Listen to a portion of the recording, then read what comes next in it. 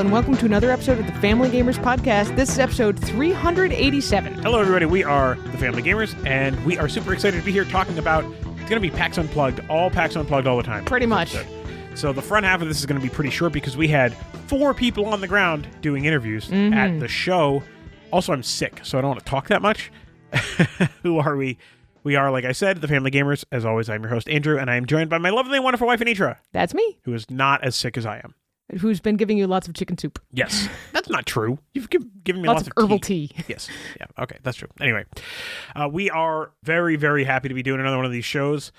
We're going to start off, as we always do, with a fact. Are you ready for a fact about the number 387? I am. Yeah, this one is actually kind of cool. This is about the 387 houses of Peter Fritz. 387 houses? Yeah, I'm just going to read this whole thing. In 1993, while rummaging through a junk shop in Vienna, Austria, artist Oliver Croy made an extraordinary discovery. Hundreds of beautiful handcrafted architectural models, each neatly wrapped in rubbish bags. Croy was so attached by the skilled workmanship that he acquired the entire lot, nearly 400 of them. Croy found out that the models were created by a man named Peter Fritz, who worked as a clerk at the Viennese insurance company. Nothing more was known. Who Peter Fritz actually was, or why he made them, and how it ended up in a junk shop. 10 years later, Croy exhibited his find for the first time at the Venice Art Biennale for a show entitled The 387 Houses of Peter Fritz. The buildings compose a near-encyclopedic inventory of all manner of provincial architectural styles, from farmhouses to bank buildings, churches to traditional single-family homes, villas to gas stations, writes Design Boom. Each piece was clearly the result of hundreds of hours of painstaking labor driven by what must have been a flaming passion. Each model was built from a combination of easily available materials such as cardboard, matchboxes, wallpaper scraps, adhesive foil, and magazine pages. It is believed that Fritz made these models during the 1950s and 60s, based possibly on existing buildings. Design Boom speculates that the models could be part of an extensive model train set that perhaps Fritz was building. That's pretty extensive. Yeah. The collection has been exhibited at various locations around Europe the past 2 decades. It now resides in the Wien Museum in Vienna, Austria. And there's lots of pictures in this website. You should go to the show notes and we will include a link. They're very impressive. They're really impressive. Yeah. So this is just kind of a cool little exhibit. This is talking about the 387 houses of Peter Fritz. Well, mine is not nearly that interesting, but I do have a message from our sponsor. Well, our sponsor messages are interesting. Just not as weird and unique, and also not European. None of those things, yes. A while ago, First Move asked for questions from listeners on the Facebook group and received a couple of great ones. I'll be using this time today to answer one of those questions. Can and should you insure your game collection separately? First off, if you're a homeowner, you likely have homeowner's insurance. If you're a renter, you have to actively seek out renter's insurance, but this is usually very affordable and very much worth the premium. Either one of those, homeowners or renters, is going to cover the value of your game collection up to a certain limit, depending on the reason for the loss. So here are a couple things to look at with your coverage. First of all, what losses are covered? Like, loss by flood isn't usually covered unless you have a specific flood policy. Next is, what are the limits for personal property? This is usually a percentage of the protection on your dwelling. So if your home is insured for $200,000, the personal property is likely around half of that, $100,000. But that includes everything: clothes, electronics, furniture, games, all the things. A few of those items, like jewelry or cash, will have even smaller limits specific to them. If your coverage is too low, you can either ask your insurance agent to increase the personal property coverage or get additional coverage for specific things. Finally, and perhaps most importantly, you need to consider what type of coverage you have. Actual cash value is one type, and it's not as good as it sounds. What the insurance company will do is look at the purchase price, then depreciate the value over time. In other words, this is what you would be able to buy this for at a garage sale. For the sake of those Grail games in your collection, they're going to assume it's a garage sale where nobody knows it's a Grail game. So what you want your coverage to be is replacement value, which means that you'll receive enough money to replace the items lost with similar items, which might leave you a little short for those same Grail games, but much closer to the whole value than with actual cash value. If you want to ask First Move more questions, schedule a free meeting with them by going to firstmovefinancial.com/familygamers. All right. Thanks so much to the team at First Move for sponsoring another episode of the show. So we had 12 interviews that we're going to include on the second half of the show. So we're going to be real short on what we've been playing. We're going to mention one game apiece. Okay. All right. And the first one I will mention, this is a game that we picked up at PAX Unplugged for review. And this is the game Obelisk. I am really surprised by how much I like this game. So this is a 2-player only abstract strategy game that plays in 5 to 10 minutes, really. Yeah. It involves some cards, which basically just make up the playing area, that you never do anything else with the cards. And then you've got some 4-sided dice and some tokens. Mm-hmm. The dice, instead of being the typical stab your feet Caltrop style D4s that you would expect, are shaped kind of like, obelisks, I suppose. And diamondy. As you roll them, they are numbers 1 through 4. The version of the game that we've played, you could only go up to 3. So if you have 4, you re-roll them. But it's this weird kind of game where you're circling the cards. You mentioned they make the play field. Yeah. And trying to eliminate the other player. And as soon as the other player, whichever player cannot move a piece or put a new piece on the board, the game is over. Yeah. It's also really pretty. And everything about this game makes me think of games like Shobu or Deblockle or Quarto, in that it's really pretty all on its own. It's a 2-player, basically abstract game, but unlike all of those other games, it packs up into a very small box. See, this game actually makes me think a lot of Laniakea, because it's got the same strategy of trying to compress the movement space of your opponents and keep them from accomplishing their goals. Yeah, that makes total sense too. Yeah, it's very different and actually much shorter. Yes. But very similar in the things that you're trying to do. So this is an absolutely incredible Thursday morning date game. Mm-hmm. I mean, that was when I first saw this. And in fact, you're going to hear an interview where we mention this game second half of the show, and I bring up Thursday morning dates, and we brought it to our Thursday morning, and it was perfect. Yeah. So it's great. So that is Obelisk. That is from Phase Shift Games. Well, I'm going to talk about Circus Fliccati a little bit more, because I want to tell everybody that our snap review is out for Circus Fliccati, and we're not including it in this episode because the episode is already going to be too long. So Circus Fliccati is great.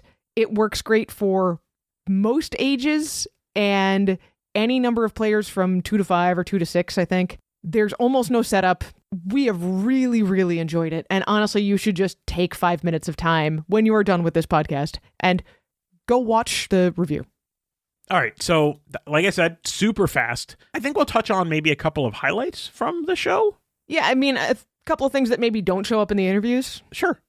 Let's do that. Why don't you get started? So I got to play Butterfly Garden, which is coming out soon from Capstone Games. Mm-hmm. This was beautiful. It feels very much like Tsuro, because you're laying out these tiles that make paths all across the board. However, it gets rid of all of the things I don't like about Tsuro. You don't control a single piece. You don't eliminate other players. Instead, you're trying to make paths to direct the butterflies to gardens that you control around the outside of the board. Butterflies can collide into each other and be eliminated like the dragons can in Tsuro, but nobody actually controls a specific butterfly. Nobody is invested only in one butterfly and not in any others. Everybody can change wherever they want in the board. And I really, really liked it for that. There's a couple of details on how you score points differently with different kinds of butterflies and stuff, but that's the basics of the game. It was beautiful and not as cutthroat as I thought it might be. It was just a really, really pleasant experience, and I'm looking forward to seeing it more this spring. Nice. I am going to talk about my time at Mindware. So this is the first time Mindware has actually come to PAX Unplugged. Yay! And it was kind of fun because I spent some time talking to the people at Mindware. I know it's shocking to hear that I would spend time talking to people, but I recounted to them that the last time we worked with Mindware was 2 weeks before the pandemic started because I was in their booth at New York Toy Fair. Yeah, back in 2020. Yeah, that was a whole thing. Anyway, it's been a while. They were showing 2 games, both of which I think are really, really cool. The first one is a game called Tightrope. So this is a game, I don't even know how to really describe this game. basically there's all these pegs that everybody kind of takes turns putting into the board, and they stand up.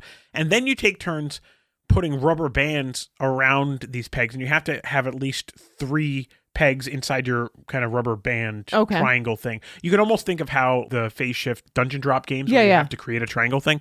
So you do this with all these rubber bands. And so now what you've created is you've created this rubber band platform thing above, this board. Then everybody is taking their marbles in their color and trying to suspend them on the rubber band without anything falling through. Oh, so kind of Go Cuckoo Kerplunk. Yeah, you could totally think of Go Cuckoo Kerplunk, any of those kinds of games. There's different sizes of marbles, so there's a couple of really big ones and some smaller ones. It's very simple. The first person to get all of the stuff out of their cup onto the tightrope kind of elastic top wins. If anything falls off, you have to take it. Sure. So that might include other people's marbles. Sure. Right? The whole goal here is to lose your marbles. Of course. That was my joke. You're good at that. But the board is really smartly designed. It's got like a little rim around the edge that marbles will fall into. It's like a little racetrack almost kind of thing. So it's not like marbles are going to go flying. It's not impossible, I suppose. It's never impossible. Right. But it's pretty well contained. And it was really fun.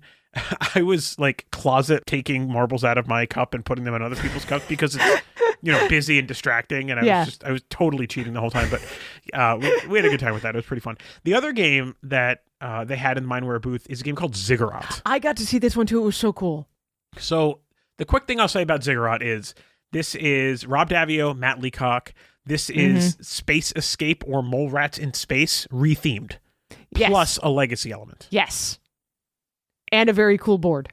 Yeah, so it, unsurprisingly, looks like a 4-sided pyramid. Yeah, I mean, that's what a ziggurat is, right? Right. I think they're supposed to be ghosts, or maybe there's like some kind of like legendary scary creature that are like wandering around as you're trying to make your way up the ziggurat to do various things and stuff like that. It's got a whole storybook.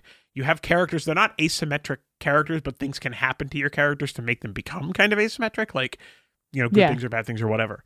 It's definitely a game that is designed for a younger audience. BGG says 8+. I think that's what they said on the show floor as well. Could be even 6+ if it's as styled after Mole Rats in Space or Space Escape as it looked like. Right. Yeah, the community says that it can flex a little bit younger, but that's what it says on the box. Sure.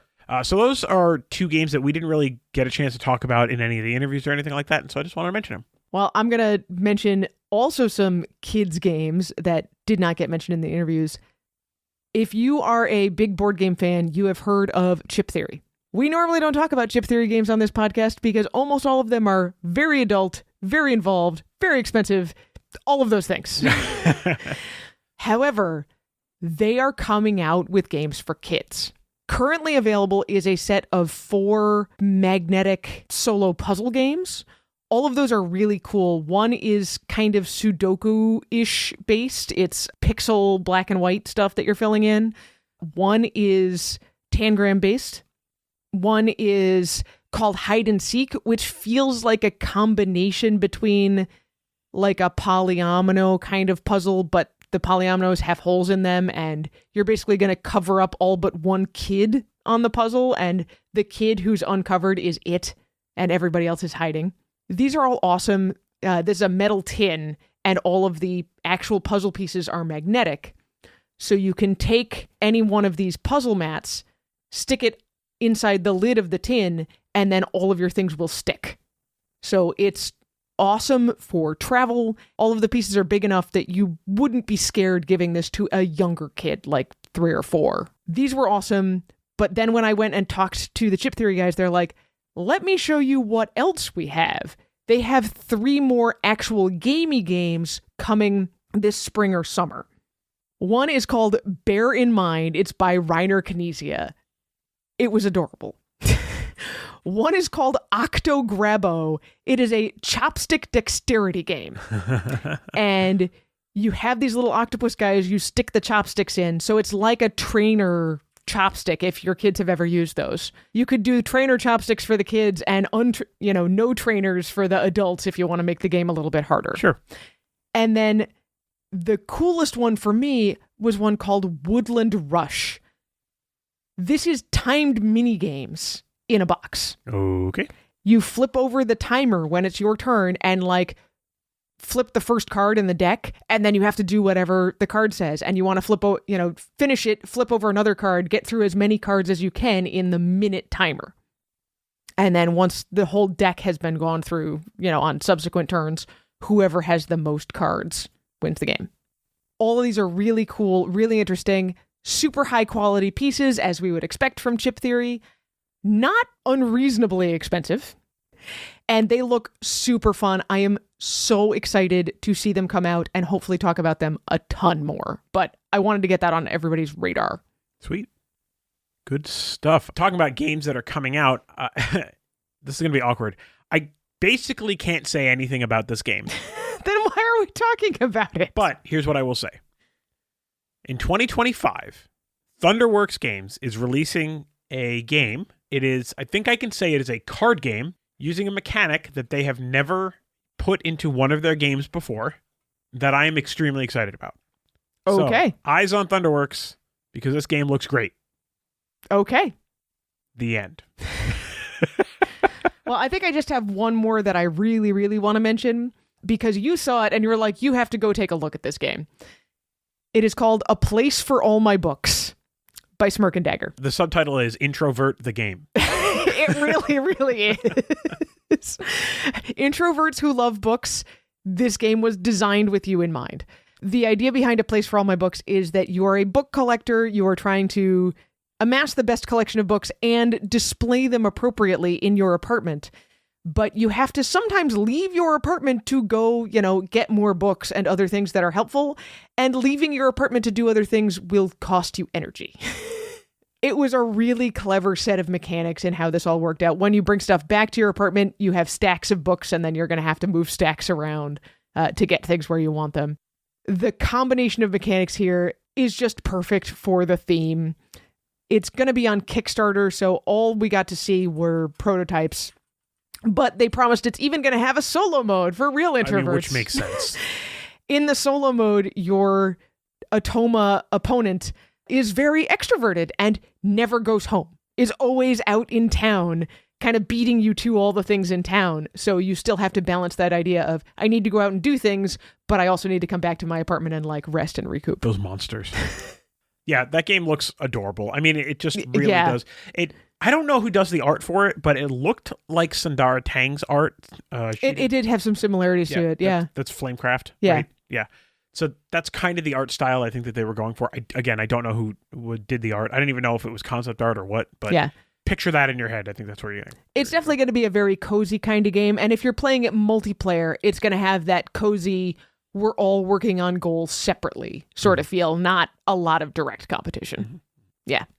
All right, for me, I have two more things I want to mention. Okay. Cosmos was showing some really cool stuff. There is some really good stuff coming out in 25. Again, I don't know what I'm allowed to say. I remember that some of it is secret. I will say that the game The Gang has been getting a lot of press and attention, whatever. This is cooperative poker. I concur with everybody who said this game is really cool. I didn't play. I mean, I played one demo round of it. It's really a neat game.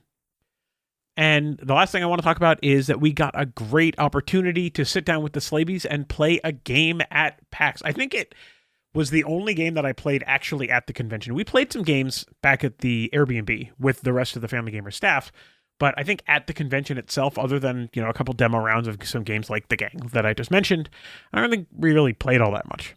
Yeah, no, not really. Played some Combo.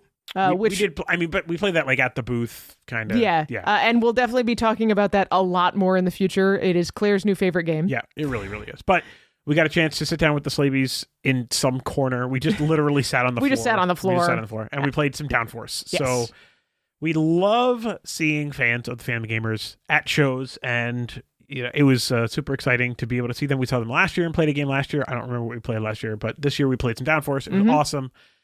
And I was very, very thankful that we could do that.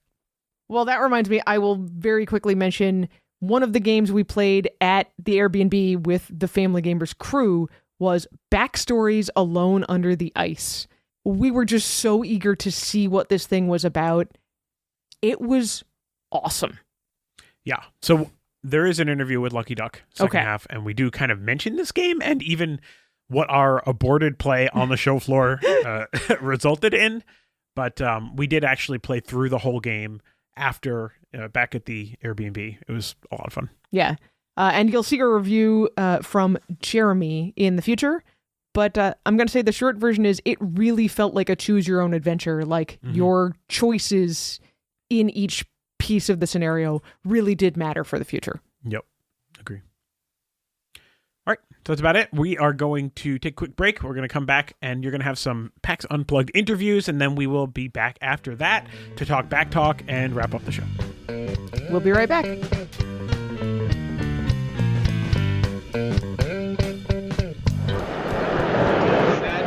The Family Gamers Day 1 at PAX Unplugged. I'm here with Ryan Lockett from Red Raven Games. How are you doing today? Great, how are you? Pretty good. So how's it been so far? And this is like, what, the first hour into the convention? Yeah, super busy. They told me it's sold out, but this is a great convention. I love it. Awesome. So catch us up since last time I talked to you at Gen Con this year. So tell me what's been going on since this summer. What's new and in the pipe for you all? So we've been super busy just finishing Above and Below Haunted, and we just sent the files to the printer, so they should be starting on that. We also bought a new office, and we're remodeling it. We're going to move in pretty soon, so that's kept us really busy. I'm still working on game designs on the side. I've been toying with an 8-minute Empire game. Oh, really? Yeah. Oh, I love that series. Yeah. Thanks. Cool. So tell us a little bit about Above and Below Haunted. I'm a huge Above and Below fan. That was one of the first games I cooked on you guys. So what can players expect from the new version? So it has a new storybook. It's in a new setting. It's like a haunted marshland. One thing I really like about it is that now it has ghosts. So your buildings can become haunted by ghosts, and you'll put the ghosts on the building. It doesn't stop the building from functioning, but it lowers your reputation every round. Oh, okay. And there's a new action that you can take called Banish. And when you take the Banish action, you get rid of all your ghosts, but you take one and you put it on another player's building. So there's a little more interaction than in the first game. And depending on the building you put it on, you'll get a reward. So there is a little bit of strategy to choosing which building to place it on. And when you get a ghost, you might want to put it on a certain building so other players can't put it there. So do you still having to manage your own house and your own beds and that type of stuff? Is that mechanics brought over? Still have the beds and the villagers. All those mechanics are still there. There's a couple little things that can help you. You can get boats now. Oh. And the boats, they can give you coins, or they can help you roll better when you explore, when you're adventuring, because there's so much water in this marshland. You got to have the boats. Very cool. All right, and I would be remiss not to ask. So, out of the Red Raven catalog, what would you recommend for family gaming, 10 to teenage years? My go-to these days is Rome, just because it's so accessible. It's so fast, so easy to teach. That's the one I always give to people for families and stuff like that. But Above and Below is great too, because it can be engaging, and it's a lot of people haven't played a storybook game. That's great for people that have never played a storybook game before. So I want to ask you, is there ever a chance that you will do an Above and Below choose your own adventure book? Because half of the fun of Above and Below is just reading the stories and having to roll the dice and that type of thing. Ever thought of that, or any chance of ever just putting something out like that? Yeah, I'm always thinking of projects like that, story projects that are just, and Above and Below in particular, I was thinking about just a book. So yeah, it's not off my radar, but I'm always making the games. I keep coming back to just the board games. So very good. And then what are you excited about that Red Raven's got here at PAX Unplugged? This is the first convention we're selling Creature Caravan. That's our newest release. Can you tell us a little bit about that? That's a dice placement game. It is based on an older one that we did called Artifacts Inc. Oh yes, yeah. Yep, I have it. But it's expanded. You're building a tableau of creatures and traveling through a dangerous land. And very replayable. It's simultaneous, so it's very fast. So you can play with 4 players, but it's always the same game time, no matter the player count. Oh, okay. Very cool. And then lastly, it was Isle of Night. Isle of Night, thank you. Yeah, that's a quick card game, and you're exploring an island that only appears at night. And every turn you draw cards, and then you have to choose one type of card to take. And it's a very quick game. It's maybe our smallest game we've ever published, I think. Yeah. That sounds about right, yeah. Because I have pretty much almost all your stuff. So. Yeah. Very cool. All right, well, thank you so much for your time. Thank you.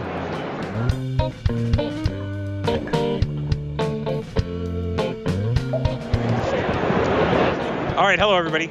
It's Andrew at PAX Unplugged. It is day 1. It's only been a couple of hours. It feels like it's been longer. But it is the afternoon of day one PAX Unplugged. I am here with Nick. Say hi, Nick. Hello. And Risa.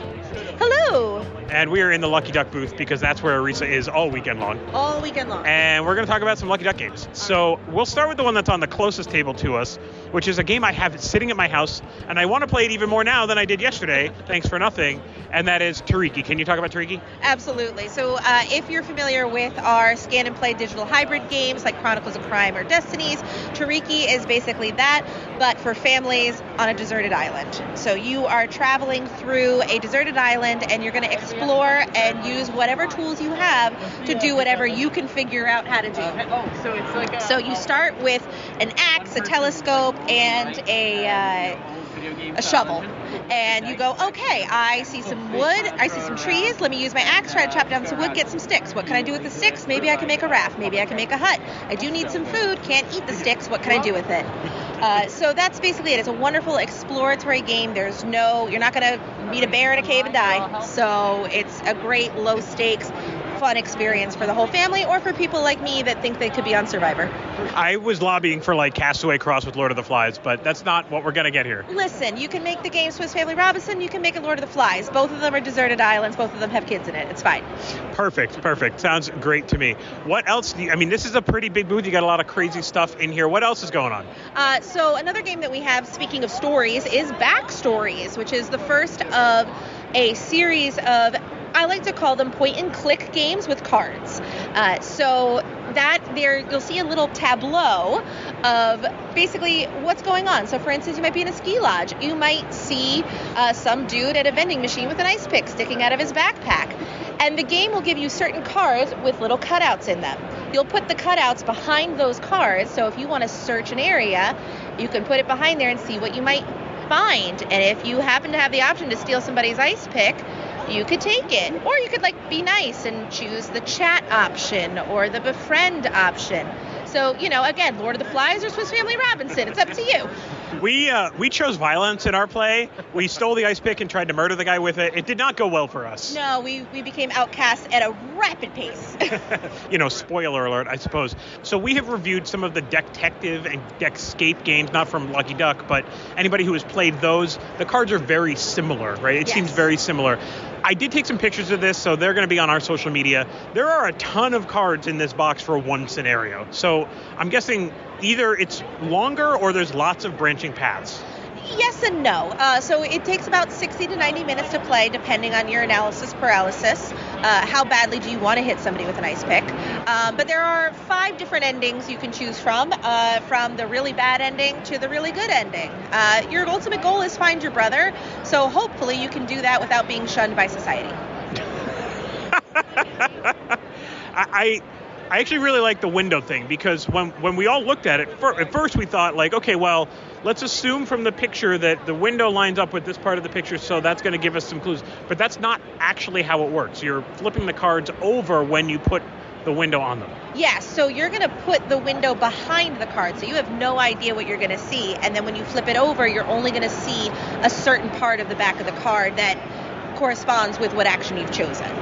I love it. I think it's super clever, super smart, and I'm really interested to see how that goes. Well, what's the age rating on that? How do we get gory? We did try to murder someone with an ice pick. We did, but we weren't allowed to. So, it's, again, spoiler alert. I would say that 10 and up, it doesn't get too super gory, and there are some 8-year-olds there that love that, but in general, I would say, preteen and up. Okay, hashtag not my 8-year-old. Cool. Well, what else is going on? What else do you have? Yeah, so we have one more game, Captain we have plenty of games, but one more game I want to chat with you about is Captain Obvious, which is a big hit at Gen Con. It's our big party game where you want to make a sentence that is so obvious that if you removed a word from the sentence, you'd still know what that word is. The example I always give is power. If you write a 6-word sentence with the word power, what's the first sentence you think of? I'll give you a hint, Spider-Man. Oh, yeah, sure. So with great blank comes great responsibility. Right. I was thinking now you're playing with, I think that's the Power Glove from, Oh, See, that was me, but that's my video game roots. See, but that might work. So basically, you'll write a sentence and then you'll pass it to the next person. That person is going to cross out one word from the sentence. It can't be the root word, so it can't be power, and it can't be a article such as the and a. Sure. So but you could cross out, in this case, responsibility. You could. So you can say, with great power comes great blank. If someone guesses that word, which let's be honest, they're going to guess it, the person who wrote the sentence gets a point. If nobody guesses the word, the person who crossed it out gets a point. That's the whole game. So the person crossing it out, their goal is to make it unrecognizable? Yes. Interesting. Yes. It's like perverted telestrations. Exactly. It's perfect for groups of people who don't mind yelling at each other in a fun way. I love it. We totally yell at each other in fun ways in the Family Gamers household. Not at all angry. All right. Well, Risa, thanks for talking about 3 games. Just hit me with the punch list. What are the games that Lucky Duck is most excited about right now? Right now, Andromeda's Edge and Unconscious Mind have had lines out the booth since we opened. Awesome. So everyone knows about those, and they are selling like hotcakes or like games at a convention. And we are about to start live-action Kyrie, or life-size Kyrie, where the basic, simple 2-player card game about samurai is going to blow up into something much bigger, and we're going to have some people hitting each other with foam swords. That sounds kind of amazing. I mean, you said live action, and I was like, that could be dangerous. We're back to the ice picks again. Yes, yeah. Well, I mean, swords, they're not as sharp. It's fine. At the end, if you lose, you fall off a cliff. Whatever. Yeah, it's all good. Love it. All right. Well, I hope that you continue to have a great convention. We have 2 more days. Keep your voice, drink lots of water, and we'll see each other soon. Sounds great. Right back at you. Stay hydrated.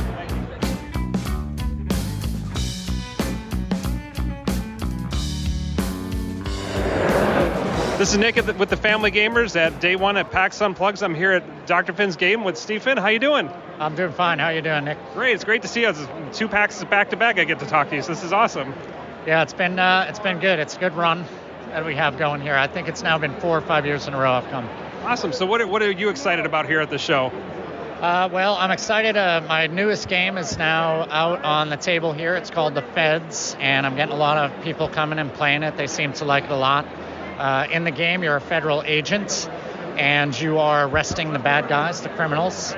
And what's unique about the game, well, one thing I should say about it is it's kind of a remake of an old game of mine called Gun Runners, but it's a really different game. It has a similar couple core mechanisms, but then there's a lot of things that are very different. So anybody who knows Gun Runners, who likes that, this is really it's a totally new and different version of that.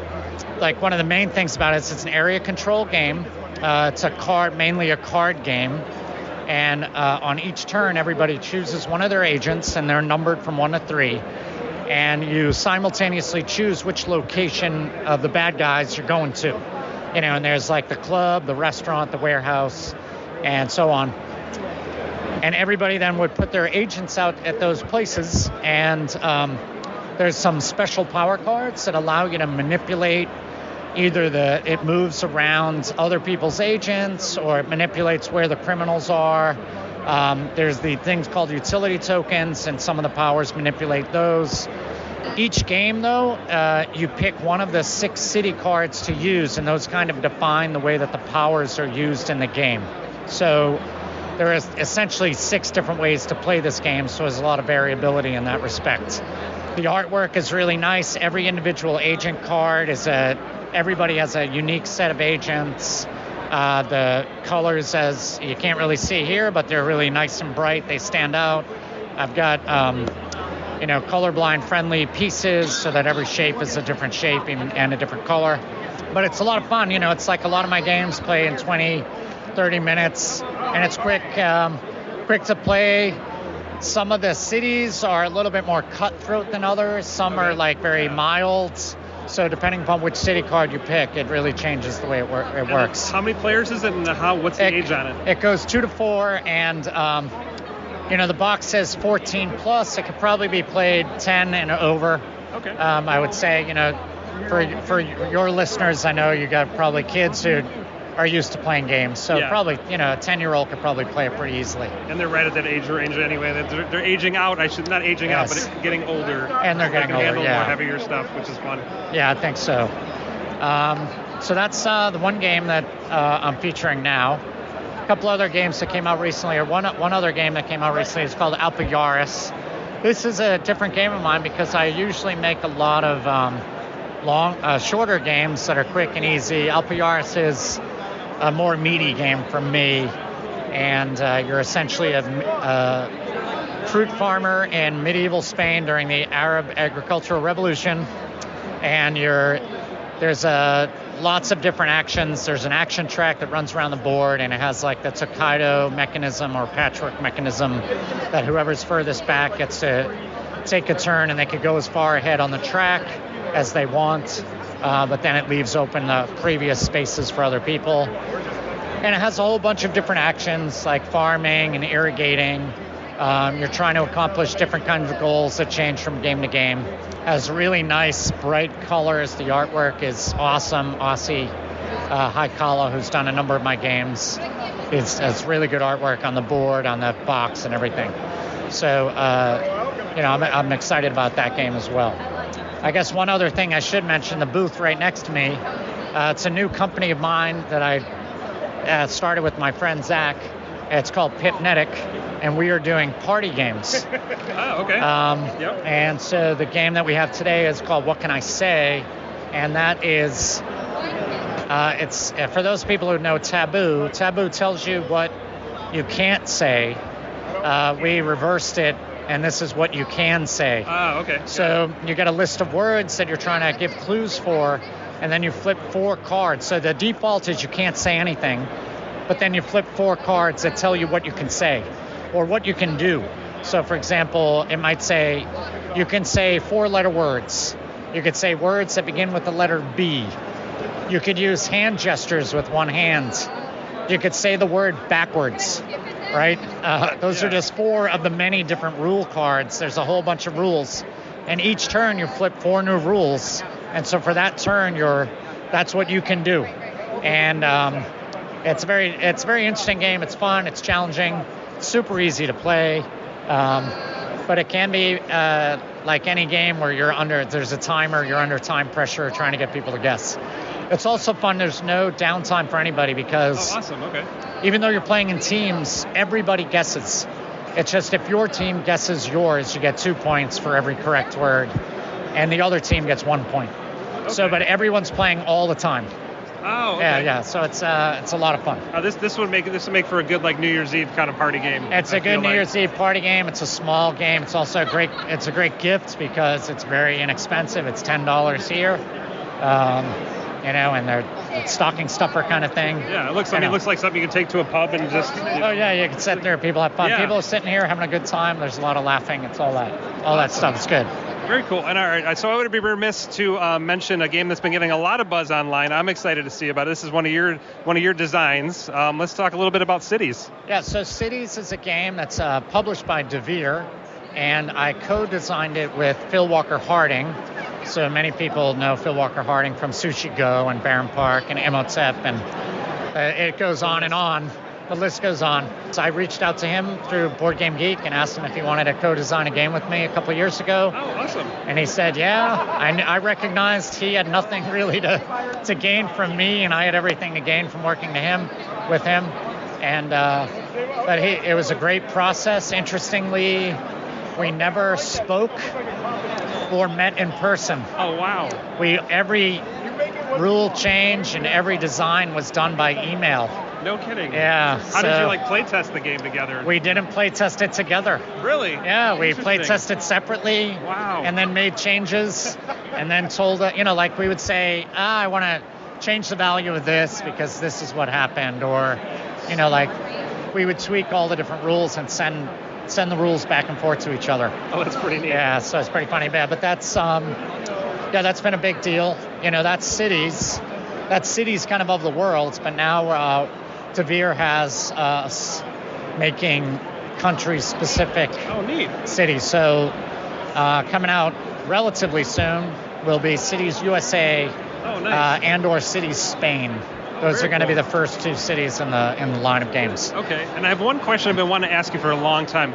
Where do you find inspiration in your games? Because some of the themes you have are just like the farming in ancient Spain. Like, where do you come up, and like the fishing and Naga Paribet? Where do you get these ideas from? They're really different. It's weird. I get that question asked a lot. I don't know where it comes from, to be honest. I usually think of a mechanism kind of first, or I might have some very loose game in my mind. Like I might say, I'm going to make a farming game. There's already 1,000 farming games out there. So I'm like, all right, what's going to make it distinctive? And then I might just sit around and do Wikipedia, look around. Like I had the idea of a farming game, but I was like, well, what about irrigation to the farmlands? Okay. And so that's the thing that got me started with LPRs, because the part of the main mechanism of the game is you're irrigating the field. So I said, all right, when did irrigation start? So then I looked up, on Wikipedia about irrigation. I did some historical research and then discovered that it actually started with the Arab agricultural revolution. Wow. And so I did some research. I actually asked a historian some questions about it. I gave him the rules. I found out about what the currency was and all this kind of stuff. So what fruit did they actually use and do? So it's actually somewhat historically accurate. Very cool. Awesome. That's what I love about your games. There's always some kind of neat twist or some kind of just very different themes and stuff. Yeah, so the Gloucester Fisheries of Gloucester came. I said, I'm going to make a fishing game. I'm from Massachusetts. Yeah. And so I knew that Gloucester was a famous fishing town. And I did a little historical research. The 4 main fish that are in there are actually based on real fish that are caught in Gloucester. Okay. I don't actually have the names in there, but if you do it, and Nanga Parbat is about actual animals that are in the Himalayas. So cool. I'm kind of an abstract thinker, but then I go ahead and I try to match it up with the theme as much as possible and do some level of research, at least recently. Yeah. My older games didn't do that as much as I do now. Well, very cool. Well, thank you so much for taking time with us today. And where can folks find you online? drfins.com. Just spell out doctor or just do a search. All right, well, thank you so much. Thank you.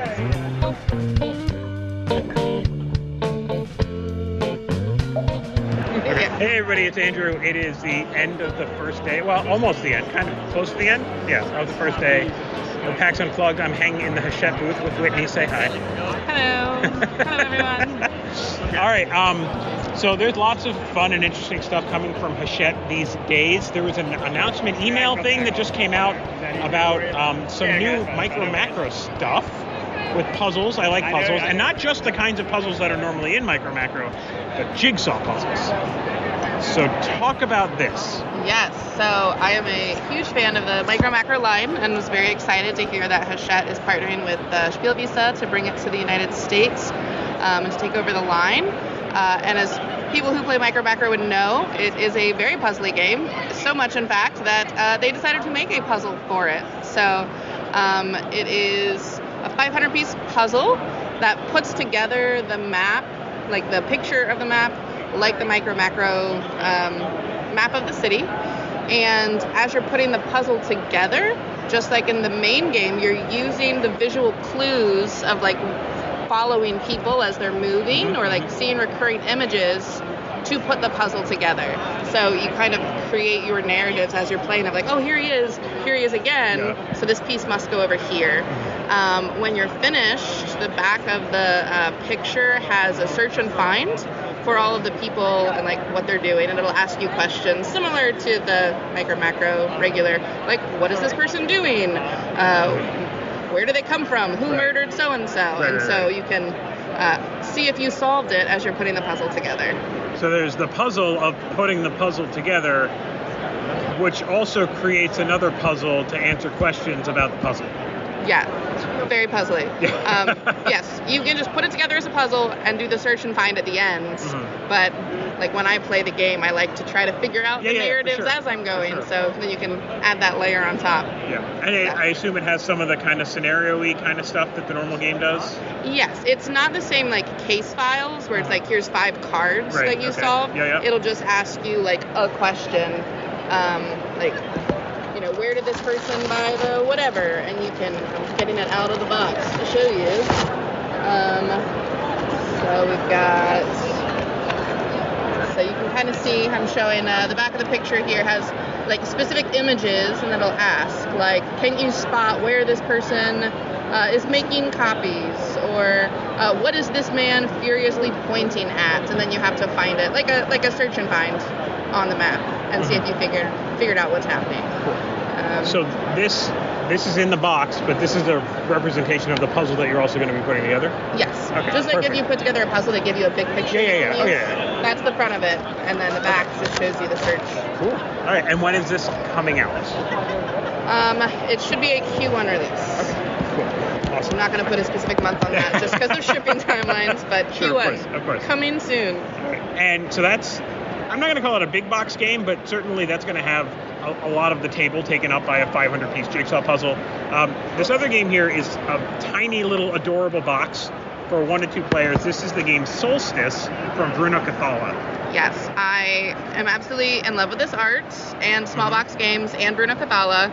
So I knew I was going to be getting an English copy, and I couldn't wait. I bought it in French at Essen because I wanted it for the train ride. I wanted it for it's got a solo mode and it's got a 2-player mode, and I wanted to have it with me as I was traveling. So it's definitely a must-have.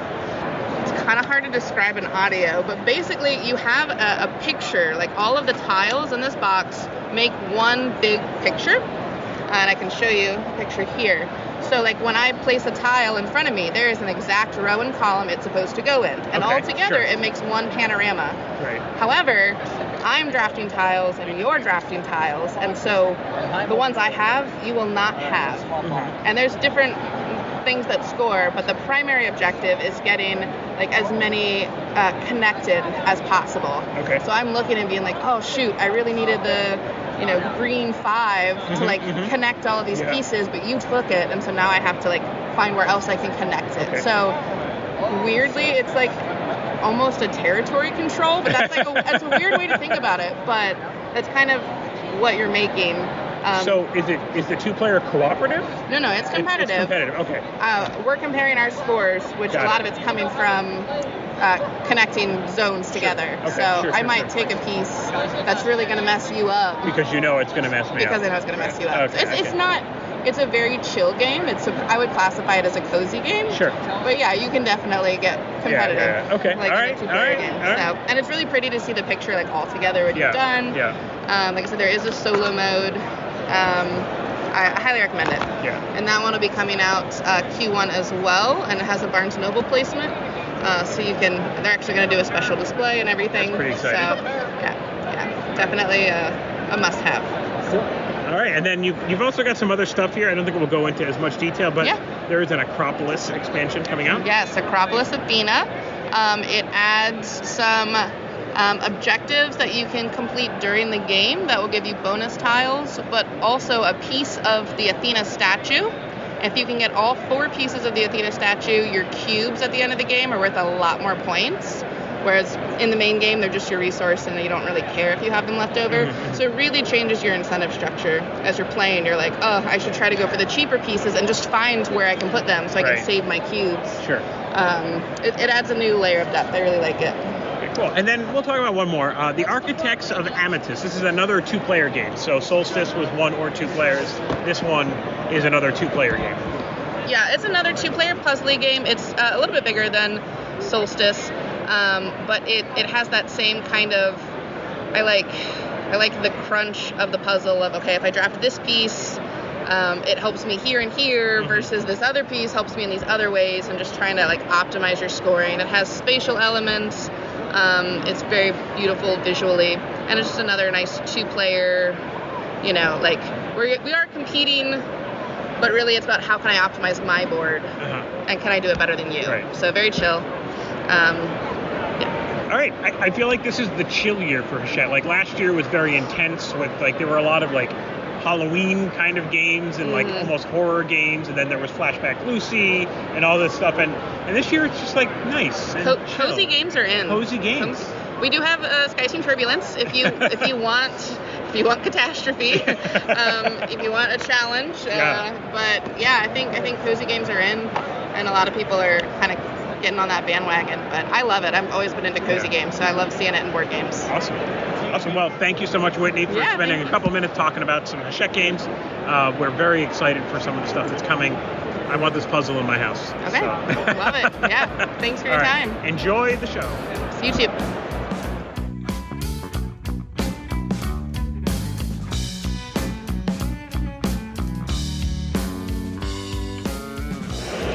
I am here with Katzer of Katzer's Creations, and she and her friends have some excellent activities here at PAX Unplugged. Tell us about what you've set up here.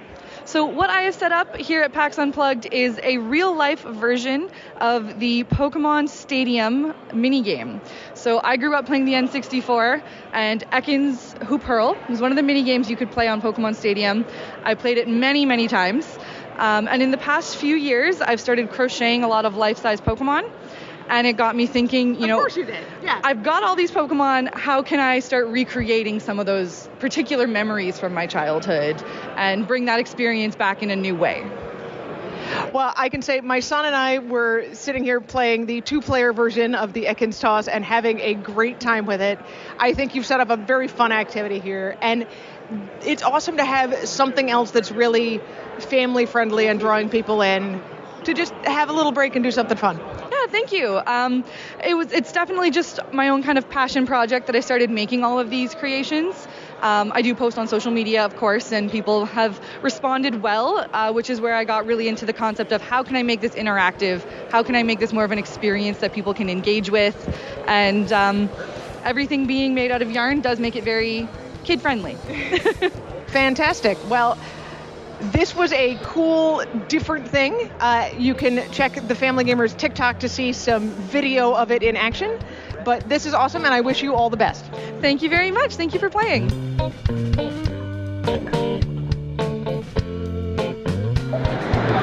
This is Nick at day one at PAX Unplugged with Chris from Asmati Games. How you doing? Hey, great. How's your show been so far? Good. Lots of people around. Been a wild whirlwind of demos so far. Awesome. So what are you excited about? What's new from Asmati this year? So we've got a bunch of new things we're working on. We've got Good Puppers 2, which is the expansion standalone to Good Puppers. 100 new pups, all new abilities, new art, all the cool stuff. More pups action.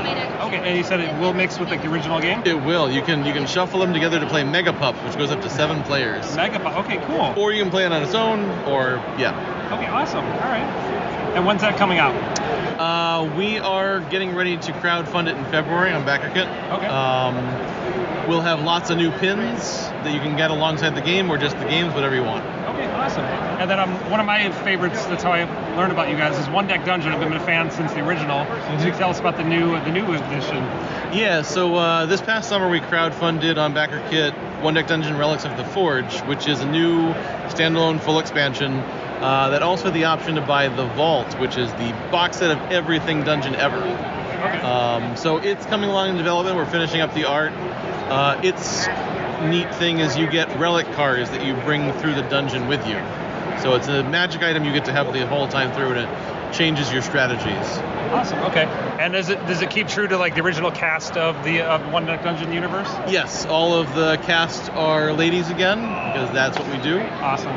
I love it. Yeah, playing with my daughter, she's a big fan. Yeah, it's like nice to see yourself in the game when you play. You know. Exactly. I love that you guys keep that up. And then let's talk about this sports-related game you have over here on the table. Yeah, so we're trying out a prototype for a game called Mystic Curling Club, which is dice curling, where you are witches and you're casting spells and sending stones down the ice, and they can teleport, they can stack other stones. It's kind of like real curling, but a little bit wackier, and you use little D12s. And you mentioned like there's like, was there player powers, or there's the person gets a character? Yeah, you get a character, you cast spells, they have little effects that happen. Cool. And is there anything else you'd like to talk about? Any other games coming out in the pipeline, or anything else you'd like to talk about and share with us? Yeah, we've also finally getting close to release on 1001 Odysseys, which is our very family-friendly choose-your-own-adventure space game. You take the crew of the Starship Odyssey on a journey through weird, wacky aliens and fun times in an unknown sector of the galaxy. Awesome. And then, so what are, I know you're a publisher here and also a designer. What are you excited about as PAX? Anything you're here to check out or you want to experience while you're here? I don't know. I haven't had time to walk around the hall yet, but there's just so many cool things coming out lately. Right across the hall from us is The Gang, which is cooperative poker. Oh, yes. I demoed that this morning. Some friends of mine made that, and it's a really neat game. Where can folks find you online? Asmadigames.com, ASMADI, and you can find links to all of our crowdfunding campaigns, pre-orders, and whatnot right there. All right, well, thank you so much for your time. Have a great show. Thanks so much.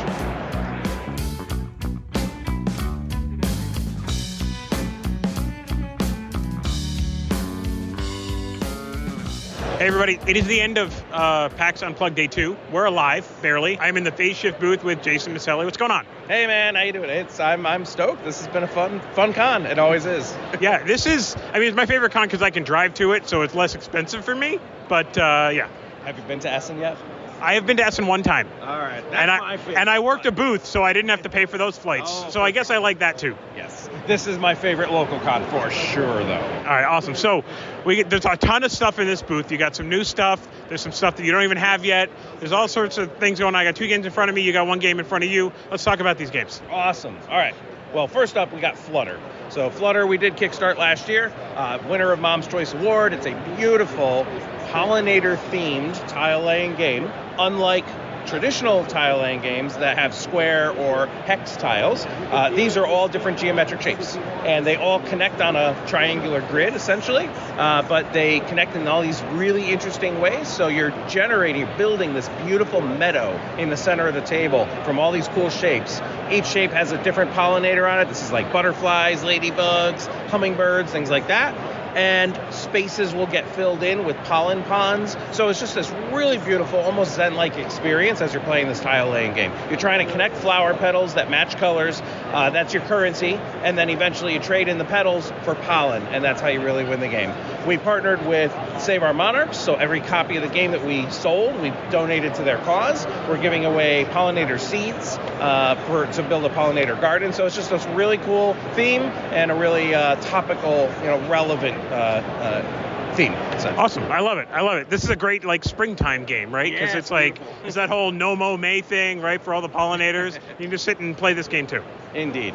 All right. And I gave you a copy here of Obelisk. Obelisk is a 2-player abstract strategy game, which may not normally make people really ooh and ah, but this one plays in 5 to 10 minutes. It is so fast, so simple. You can bring it with you to a pub while you're waiting for your meal, but it actually has depth of strategy. It's so interesting, beautiful production, foil cards and special D4 shape that are shaped like an obelisk.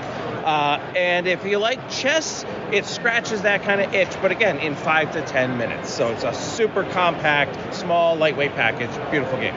All right, love that. So for anybody who follows Family Gamers, which should be everyone listening to this, I hope, this is our Thursday morning date game kind of thing.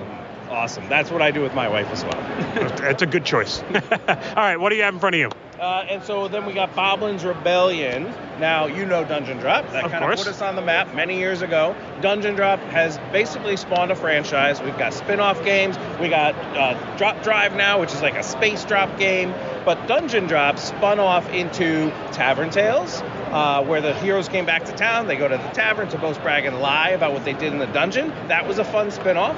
Then the second spin-off game was Boblin's Rebellion. Boblin is the unlikely hero who joined the ranks of the heroes in Dungeon Drop, and he has been featured now in every single one of our other games to date, except Flutter. But every other game he's in, and now he has his own game, Boblin's Rebellion. Boblin has rallied all of his goblin friends to rise up against the evil dungeon overlords and take back the dungeon for the good guys. I love it. Boblin's mom is so proud of him. Yeah. He's the fan favorite.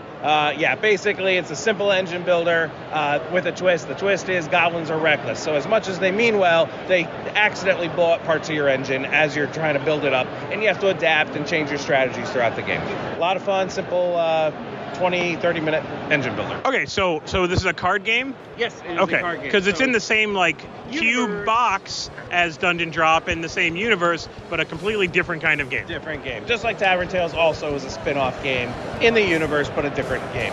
Right, nice, awesome. Well, I really appreciate you taking, 5 minutes at the end of the day. Absolutely. Glad to hear you can still actually speak, and I hope you have an amazing Sunday as well. Thank you so much. All right, thanks, bye.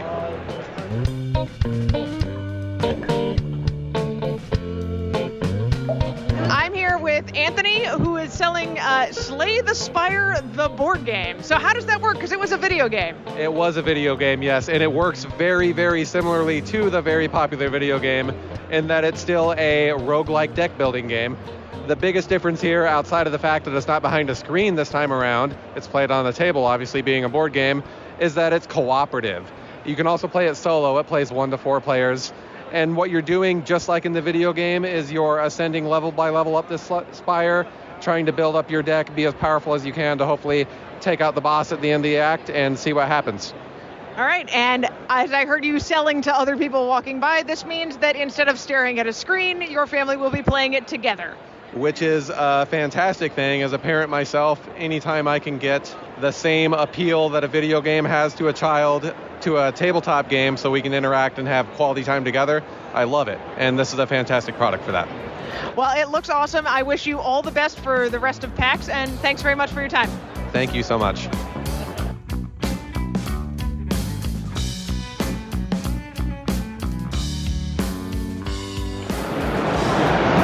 This is Nick with the Family Gamers, day 2, Saturday at PAX Unplugged. I'm here at Bezier Games with Jay. How you doing today? Cold. It's so cold in Philadelphia. Yeah, we got a kind of a cold snap here. Yeah, it's there's always a joke with the publishers about which do you prefer? Do you prefer Gen Con when setting up where they turn on the AC and you're sweating in shorts? Or do you like to be here at PAX where they keep the bay doors open and it's freezing cold? I know, right? Yeah. And I teeter back and forth. Well, at least you have nice warm hoodies to wear. It is. I begged the trade show manager and our warehouse manager, like, do we have any hoodies with our logo on it? Because I have the T-shirt this con, I will be in a corner on the ground crying. Freezing, yeah. Yeah. Awesome. So what are you excited about for here at PAX Unplugged this year? PAX Unplugged is my favorite con in North America, I mostly because of the food from Chinatown. Oh, yeah. To be honest, that's what I'm most excited about. But I'm also really excited out because Rebel Princess is here, Colossal Cat in the Box is here, and this will be like their first big hurrah. Rebel Princess was at Gen Con, but then it sold out really quickly, and then it hasn't been available for retail until recently, and now it's here, and it's just great seeing everyone like fall in love with it like immediately. Awesome. Can you tell us a little bit about the game for those that haven't heard about it yet? Oh, sure. We are all princesses at an all 5-day party for princesses, high-fiving each other, and celebrating the glory that is us. And we did invite the princes because they're not allowed, but they unfortunately sneak in. And they crash our party, and they're all talking about marriage and wedding proposals, and if you're the last single princess by week's end, you are the rebel princess, because you don't have time to get married and do all that nonsense. Yeah. And it's based off of hearts, so instead of like avoiding cards to the heart suit, you're avoiding cards to the prince suit, because each prince will give you a point or a proposal, and points are bad. And instead of a queen of spades that gives you lots of points, like there was in hearts, in Rebel Princess there's a frog prince who will give you a lot of points because he doesn't want to be a frog anymore, and he's got a big ruby rock to kind of tempt you to say yes. Awesome. And then how about some of the other, you were telling me before we were talking that this is the year of the card games for you guys, so what are some other card games that you have out this year? Oh yeah, absolutely. We have Xylotar, which is a musical trick-taking game with a note of deduction. There's a nice little deduction element to the game, a nice big group discovery, which I'm going to really love. Like, it's very simple and straightforward, but all the strategy in the game is all baked into the gameplay. And even though I teach the game in like maybe 50 seconds, like, it's a must follow. You can lead with Trump, but you can never lead with your highest card, and you have to make a bid in the halfway during your hand. And there's so much table presence to this game, too. So much, because you lay out the cards and it looks like a xylophone, and that's why we lean into the music theme. But we call it Xylotar, so that way it hits better on SEO and it sounds more fun. I mean, guitars are pretty awesome. Oh, they are. And we also have Sandbag, which is about a hot air balloon regatta, and you want to win the race, but you only do that by sandbagging your friends. Okay. Because they had it coming anyway. We also have Seer's Catalog, which is a shedding ladder climbing game. And it's about the seer from Ultimate Werewolf who got so successful killing werewolves, eliminating I apologize. She decided to go into business for herself and sell her wares to the public through the Sears catalog. Nice pun there. Oh, yeah, it is. Not everyone gets it, though. We went to Germany, and no one got that joke at all. So can you tell us a little bit about kind of the inspiration for Sears catalog? I think the idea was that the designer was having a conversation with another designer, and they were talking about, well, what should you like more? Do you like trick-taking games, or do you like shedding games more? And one designer says, well, the reason why I don't like shedding games is because like you usually try to go out with like a big awesome card, and then everyone passes, and then you can play your crap. But that more often than not, like someone plays even something higher, and then I'm left with this crap in my hand, and I don't like it. And so the designer Taylor's like, well, what if that was the whole point of a game? What if the whole point of a game, of a shedding game, was to have a crap hand left over, and that will score you points. And that's where the whole idea of Sears catalog came from. Yeah. Oh, was that you don't want to go out first. Okay. All right. And then what do you have coming up down the pike for next year, if anything you can share with us? Sure. Next year, we're going back to our roots, and it's going to be the year of fear. Awesome. All our games will have some sort of horror theme to it. There'll be continuations of some card games. So like Rebel Princess will have a sequel. You have to see what happens to the princesses next. Scram will have a sequel, so you'll see what happens to the camping site at night. So there's going to be a lot of fun things that are happening. We have the Maglev Metro will have second expansion, and one of the maps will be Ghost Train. So there's a lot of fun things that are in store next year. I really can't wait. Very cool. And then where can fans find you online? Or at Bezia Games, or even at BeziaGames.com. Well, thank you so much for your time. Have a great con. Yeah, it's great being here, man. Thanks.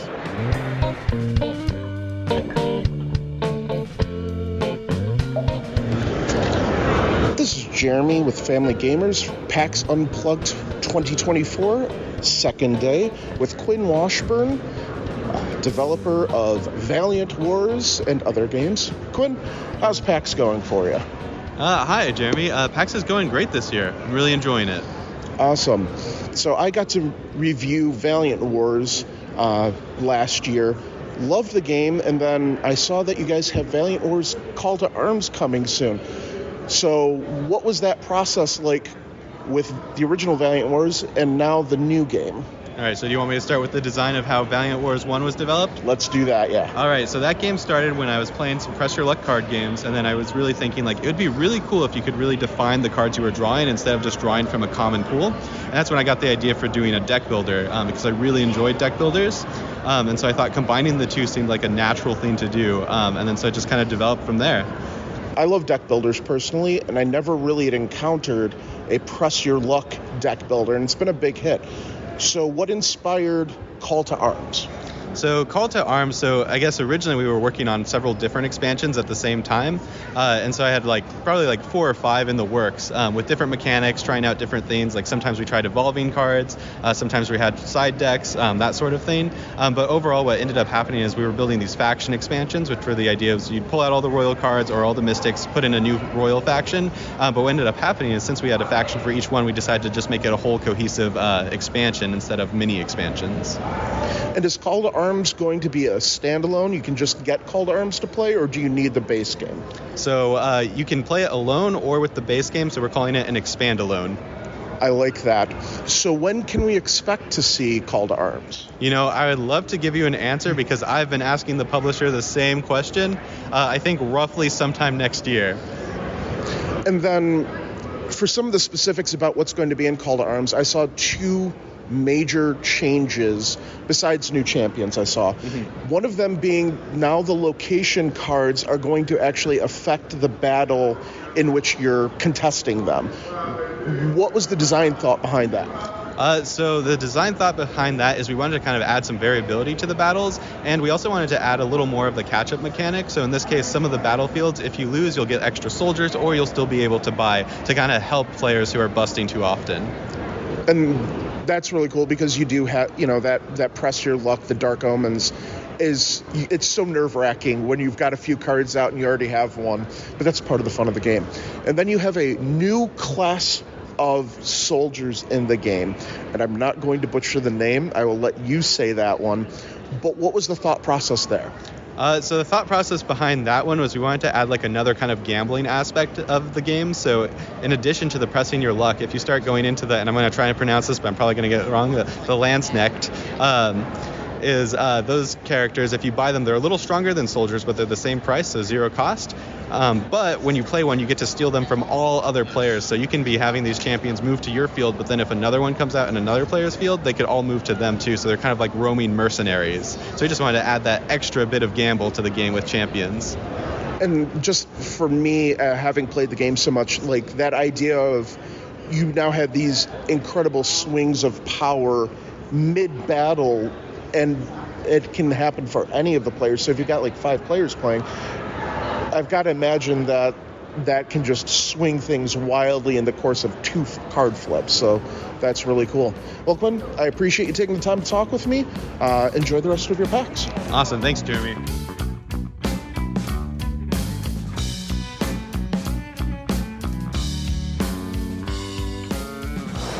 This is Nick with the Family Gamers, day 2, Saturday at PAX Unplugged. I'm here with Tim Eisner from Weird City Games. How are you doing? I'm doing great.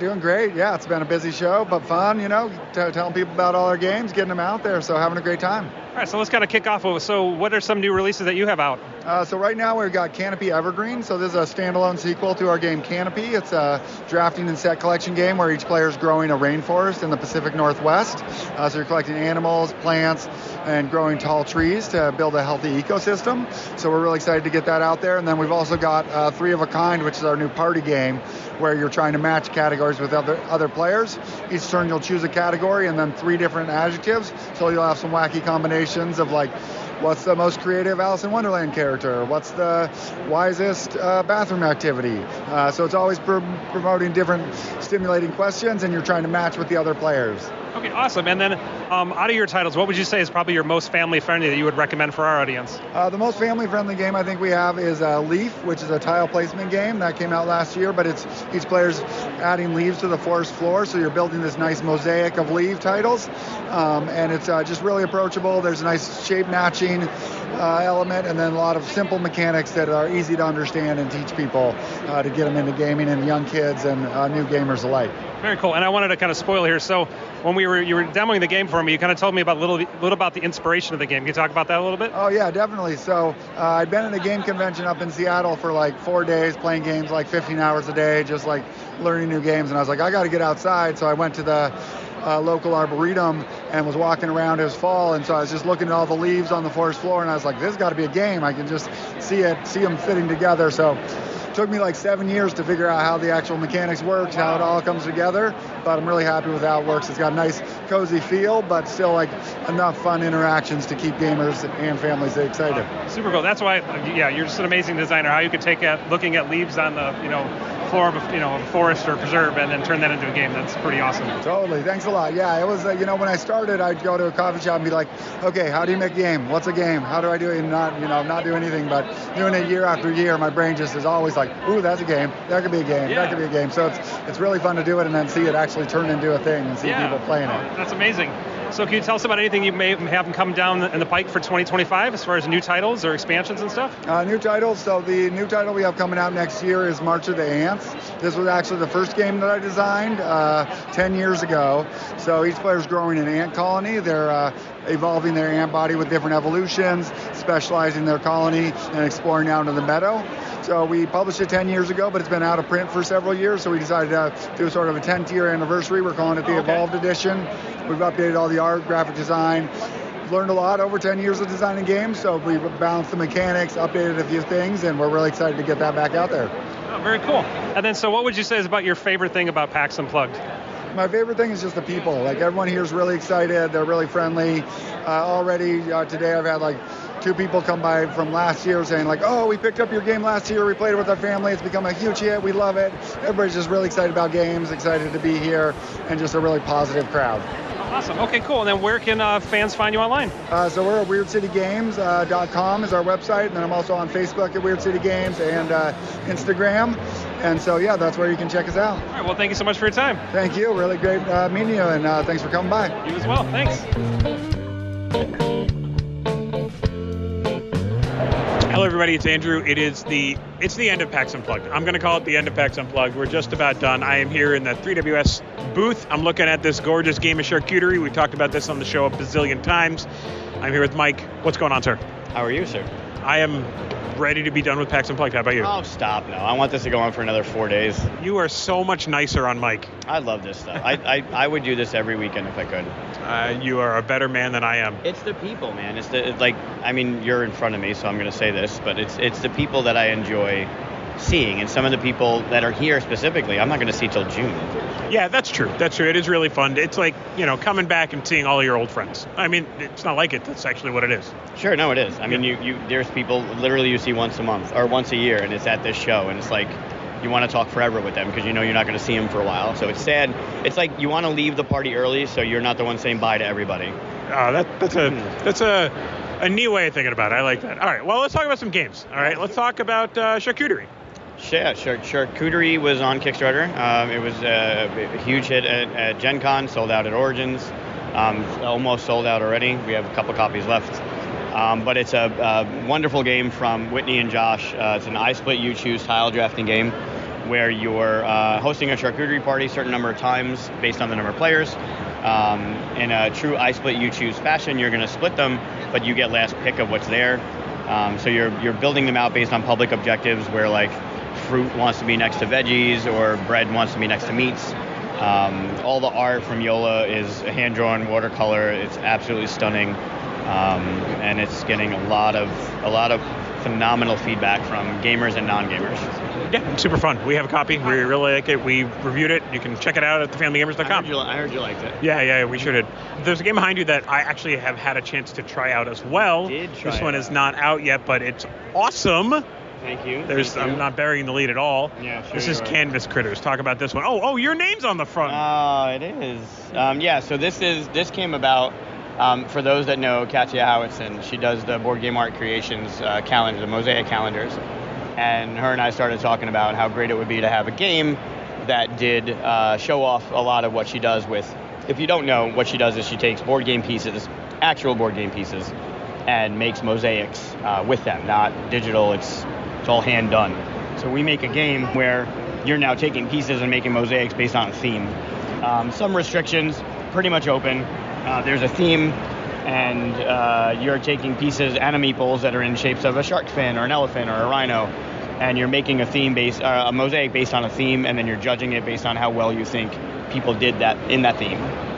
One of my favorite things about playing this game is that trying to explain your mosaics it felt very artistic, like, oh, I was going for this kind of style when I did this dumb thing. Yeah, there's a feeling, same thing with charcuterie, where you're making the board and you feel like you made something that's really cool.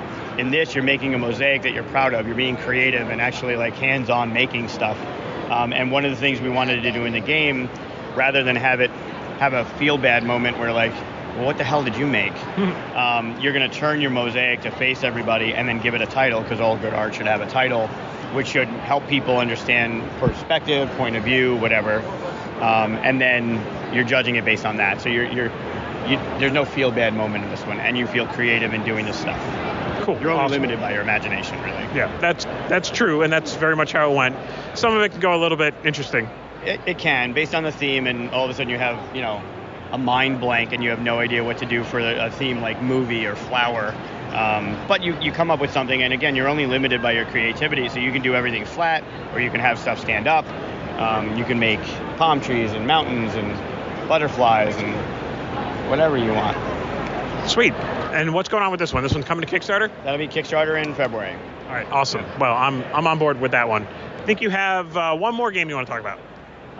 So that's our Kickstarter game, beginning of the year. There's two more that are going to be retail based. One is by, if you're familiar, I think you might know him, Andrew Stiles. Mm-hmm. That one's called Digging for Dinos.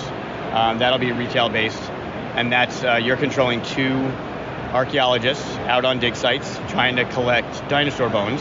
The dinosaur bones are on cards. Certain dinosaurs need a certain amount of cards to complete.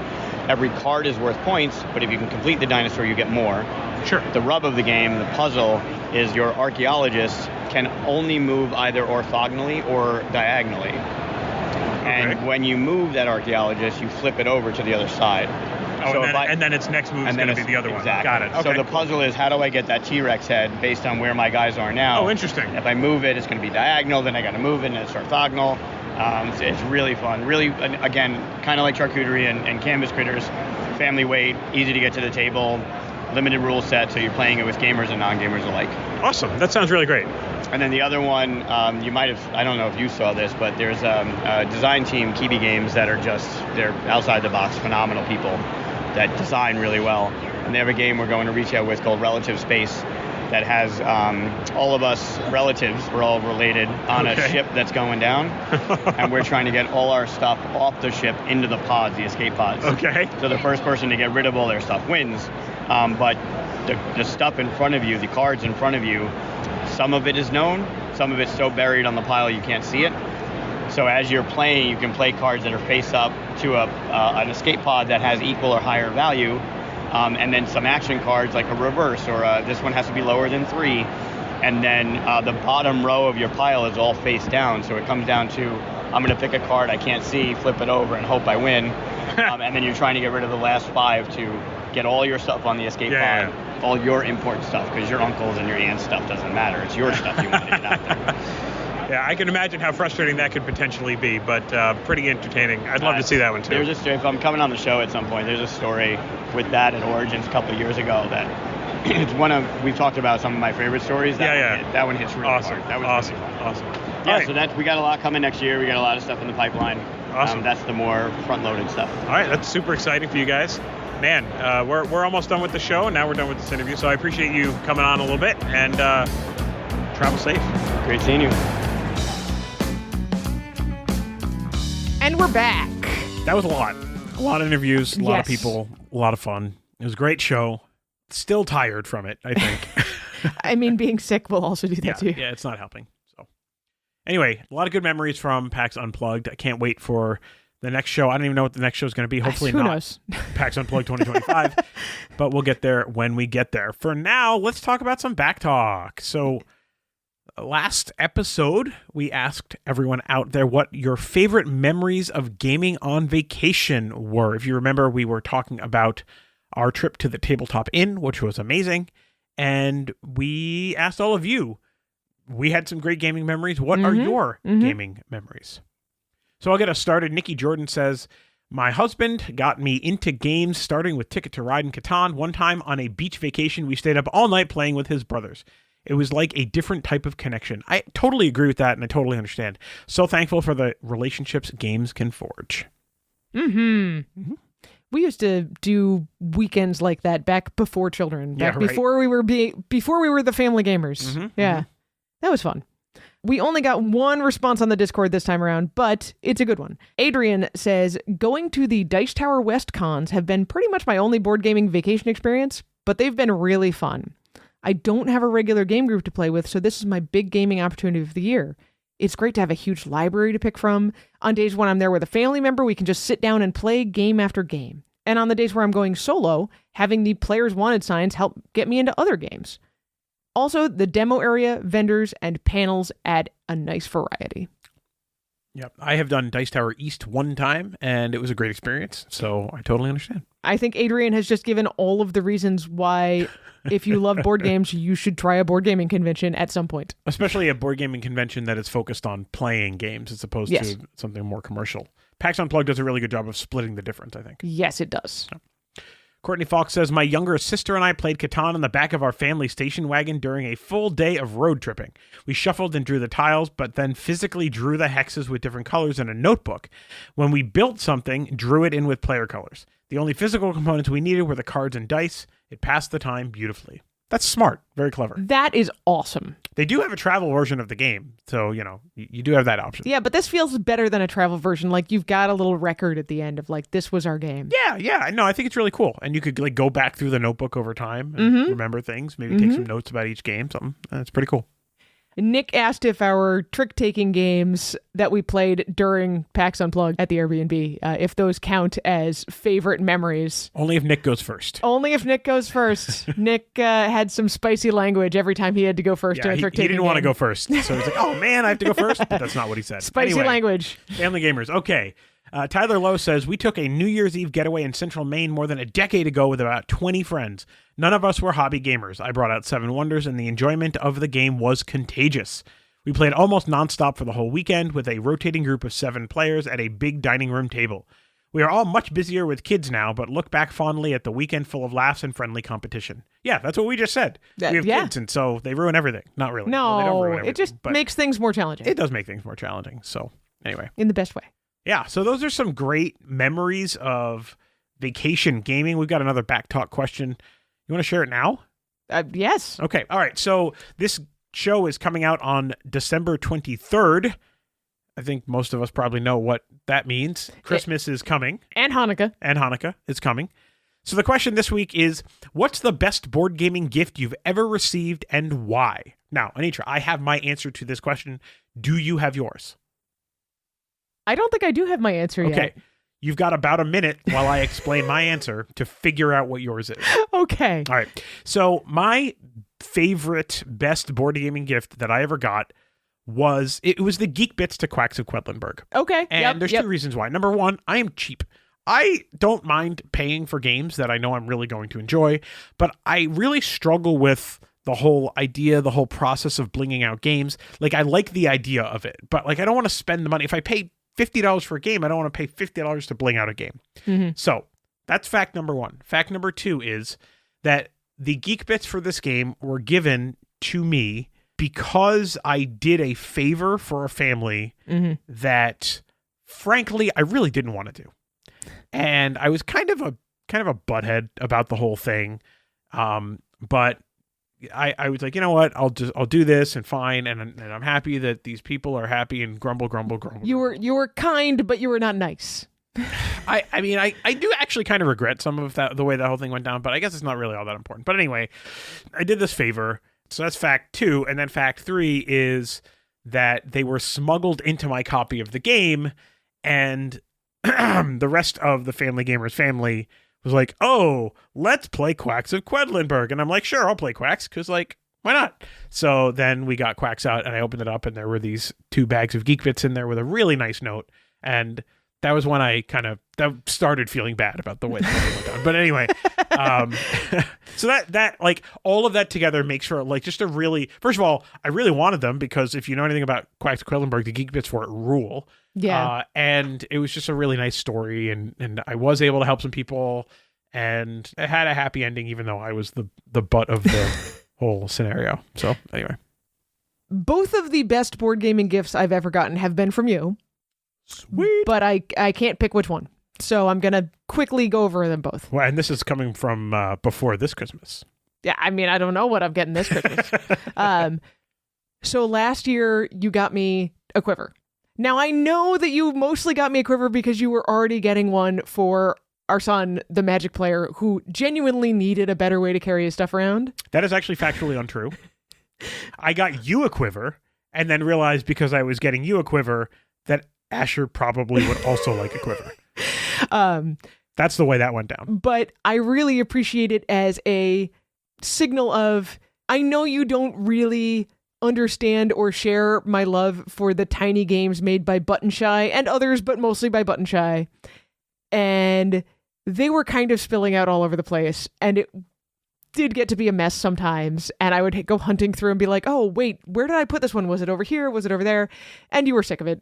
And I understand that. And so the quiver was I'm probably never going to bring that quiver anywhere as like a way to carry a bunch of card games, but it's a great way to store all my games. And I love it. And I love the thought that went into it. The other one is from much, much longer ago.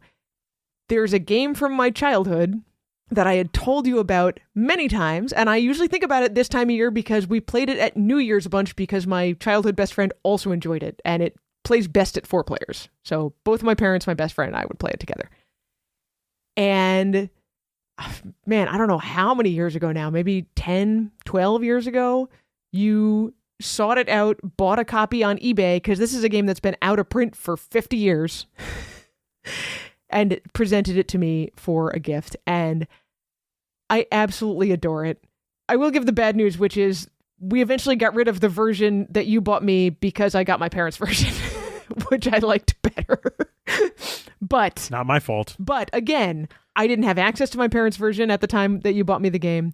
And it really showed how much that you care, that you were willing to go out and find this vintage game and play it with me. If anyone really cares, the game is called Troke or Castle Checkers. But it's not really about the game, it's about the thought behind the game. That is true. Well, there you go. Beat that. I mean, please share your your best gift memories. And where can they share those, Andrew? Oh, yeah, there's lots of places. So the two places that we primarily solicit answers to these questions are on the Family Gamers community on Facebook. You can go to thefamilygamers.com/community to get right in there, or just search for the Family Gamers community on Facebook or on our Discord. The Family Tabletop community on Discord. The easiest way to get there with an invite is to go to thefamilygamers.com/Discord. That gives you an invite and then pops you right into the community. Yeah, and truthfully, I shouldn't say it's our Discord. It is the, like you said, Family Tabletop community. So it is us. Yes. It is JP DeCoste from Little Big Thumbs and a few other content creators. Mm-hmm. We've kind of all glommed together to form one server, and I think it's been a good thing. It's been fun. It's been really nice. Yeah, it's a nice place. Of course, there's lots of other places you can find us. You can find us just on Facebook in general at Family Gamers AA. You can find us on X and on Instagram. I put a couple of videos up on Instagram and on TikTok lately about last-minute board game shopping at your local big box store. Mm-hmm. So Walmart and Target. If you are out of ideas, take a look there. You can also find us on YouTube as well. All of these at Family Gamers AA. If you don't like social media, that's okay. I'm not sure we do either. You can email us. Andrew at thefamilygamers.com. Anitra at thefamilygamers.com. I will confess that it is probably too late to order merch. It is definitely too late to order merch for the holidays. For the holidays. But it's never too late to order. January birthday coming up, you could order some merch from thefamilygamers.com/merch. Thank you so much for listening to this episode. I hope you enjoyed it. Please subscribe to this podcast if you like it, and tell your friends about the podcast. Word of mouth is the best way for other people to discover our show, and it's really encouraging when we hear you all tell us that you're listening. The Family Gamers is sponsored by First Move Financial. Go to firstmovefinancial.com/familygamers to learn how the team at First Move Financial can help you pile up the victory points. I think that's going to be it for this week. All right, well, guess what, everybody? That means that we will catch you all next year. Merry Christmas, Happy Holidays, Happy New Year, everybody. So until next year, play games with your kids.